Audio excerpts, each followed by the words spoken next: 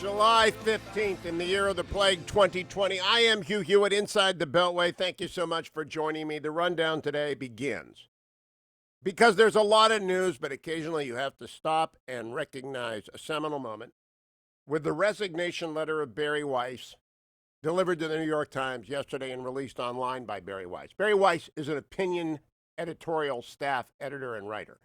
She writes columns about culture and politics. She was previously an op-ed and book and review editor at the Wall Street Journal before she joined the New York Times in 2017. She also worked at The Tablet, which is the online magazine of Jewish politics and culture. She's from Pittsburgh, so I'm not inclined, originally to go with her. But then, she blossomed in her work. Attended Columbia. Her first book is How to Fight Anti-Semitism. It's coming out in September. I'm sure she'll be a guest. But she quit the New York Times yesterday. And she wrote a letter to her boss, AG, and explained why she had quit. It is with sadness that I write to tell you that I am resigning from the New York Times, Barry Weiss wrote. I joined the paper with gratitude and optimism 3 years ago. I was hired with the goal of bringing in voices that would not otherwise appear in your pages. First-time writers, centrists, conservatives, others who would not naturally think of the Times as their home. The reason for this effort was clear. The paper's failure to anticipate the outcome of the 2016 election meant that it didn't have a firm grasp of the country it covers. Dean Baquet and others have admitted as much on various occasions. The priority and opinion was to help redress that critical shortcoming. I was honored to be part of that effort led by James Bennett. I am proud of my work as a writer and as an editor. Among those I helped bring to our pages the Venezuelan dissident Willy Arteaga, the Iranian chess champion Dorsa Derekashani, and the Hong Kong Christian Democrat Derek Lam.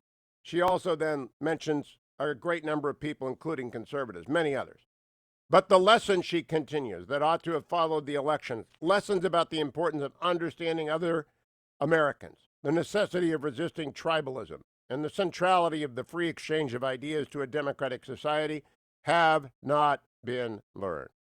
Indeed, a new consensus has emerged in the press, and perhaps especially at this paper, the New York Times.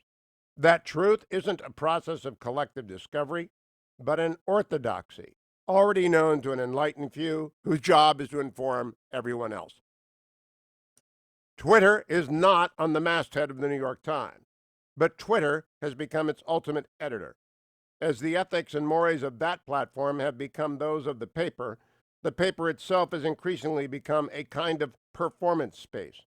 Stories are chosen and told in a way to satisfy the narrowest of audiences, rather than to allow a curious public to read about the world and then draw their own conclusions. I was always taught that journalists were charged with writing the first rough draft of history. Now history itself is one more ephemeral thing, molded to fit the needs of a predetermined narrative.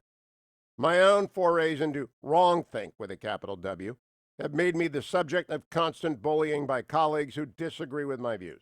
They've called me a Nazi and a racist. I have learned to brush off comments about how I'm, quote, writing about the Jews again. Several colleagues perceived to be friendly with me were badgered by coworkers. My work and my character are openly demeaned on company-wide Slack channels where masthead editors regularly weigh in. There, some coworkers insist I need to be rooted out if this company is truly to be an inclusive one, while others post axe emojis next to my name.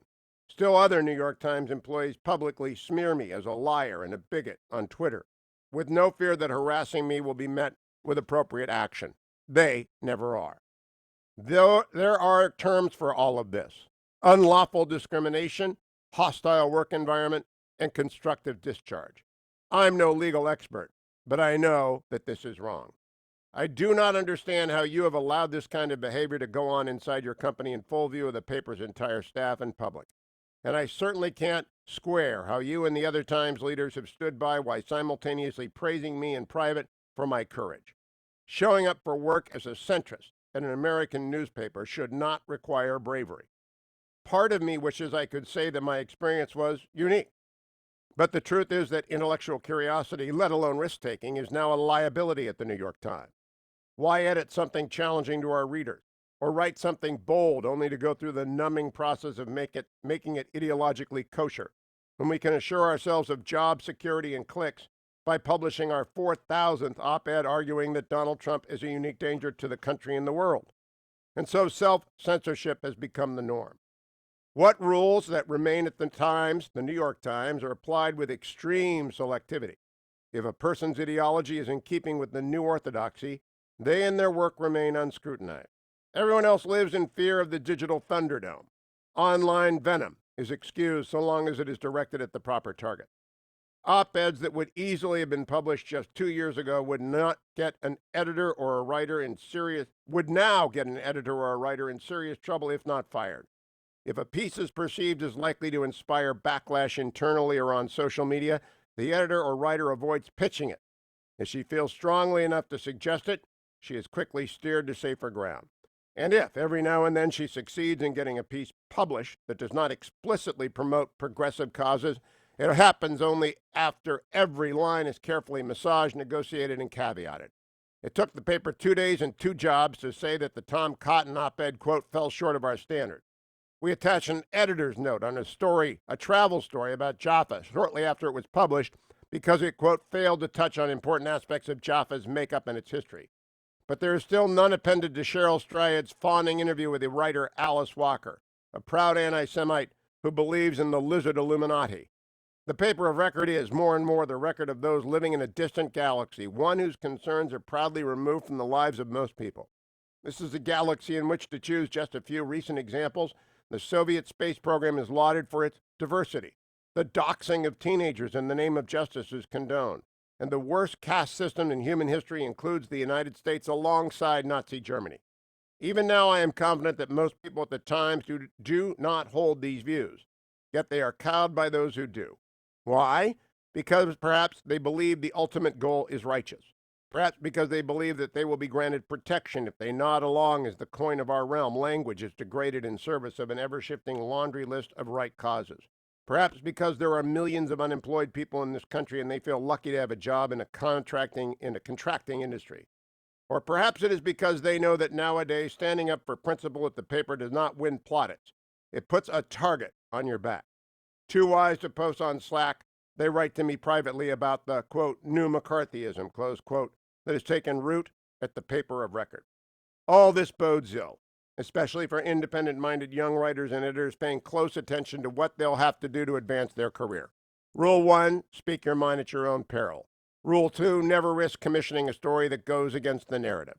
Rule 3, never believe an editor or publisher who urges you to go against the grain.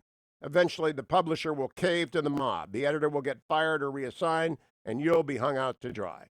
For those young writers and editors, there is one consolation. As places like the Times and other once great journalistic institutions betray their standards and lose sight of their principles, Americans still hunger for news that is accurate, opinions that are vital, and debate that is sincere. I hear from these people every day. An independent press is not a liberal ideal or a progressive ideal or a democratic ideal. It's an American ideal. Quote, you said a few years ago, I couldn't agree more. America is a great country that deserves a great newspaper. None of this means that some of the most respected, some of the most talented journalists in the world still don't labor for this newspaper. They do, which is what makes this illiberal environment especially heartbreaking. I will be, as ever, a dedicated reader of their work, but I can no longer do the work you brought me here to do. The work that Adolph Ochs described in his famous 1896 statement, the columns of the New York Times, to make the columns of the New York Times a forum for the consideration of all questions of public importance and to invite intelligent discussion from all shades of opinion. Ochs's idea is one of the best I've ever encountered. And I've always comforted myself with the notion that the best ideas win out. But ideas cannot win on their own. They must have a voice. They need a hearing. Above all, they must be backed by people willing to live by them. Sincerely, Barry. Bravo, Barry Weiss. I'll talk more about her resignation from the New York Times after the break on this, the rundown of the Hugh Hewitt Show.